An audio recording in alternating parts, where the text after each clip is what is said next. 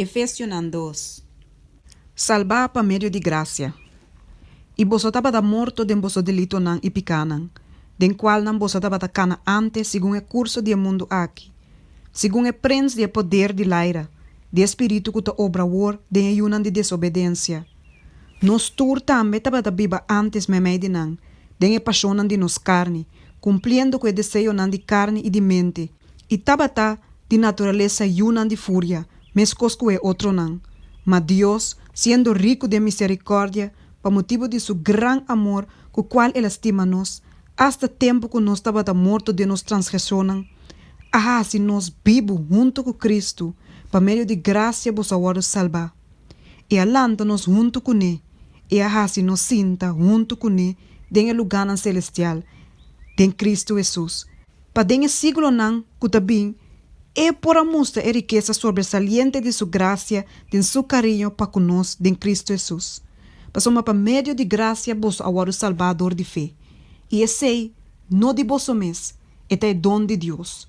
Não como resultado de obra nan, para nenhum gente não gaba. Passamos nós é obra de sua mão, criada em Cristo Jesus para bom obra nan, qual nan Deus a preparado de antemano, para nos cana de nan. De Cristo. Pensei, corda que antes boso, e pagano nan den carne, quem nan ta guardo chama incircuncissão, dor de esnan chama circuncissão, lo qual ta guardo assim den carne, dor de man de gente, corda que de tempo boso estava separado de Cristo, excluí fora de cidadania de Israel, estrangeiro para com a aliança nan de promessa, sem esperança e sem Deus do mundo, mas agora, den Cristo Jesus boso, quem nan antes estava leu, agora trazer cerca para meio de sangue de Cristo. Passoma é mesta nos paz, quem deixasse todos dos grupos vira e a tumba é muralha me que te separar.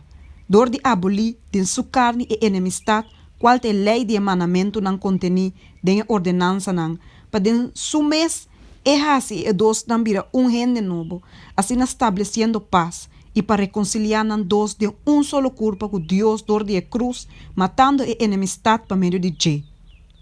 E ela bem predicar paz na bolso, que estava leu, e paz na sangue, que estava cerca. Passamos para meio de Je, nós todos temos entrada de espírito cerca tata. Assim então, você não está estrangeiro nem gente desconhecida mais, mas você está concidadano junto com o santo nan, e você está de enenan de casa de Deus. Qual traha ribe fundeixe de apóstolo nan e profeta nan, de qual Cristo Jesus mestre piedra de esquina principal. Den quende, inteiro edifício, sendo bom hincado em outro, ta cresce para virar templo santo do Senhor. Den quende vos também ta traha conjuntamente para ta lugar de viva para Deus do Espírito.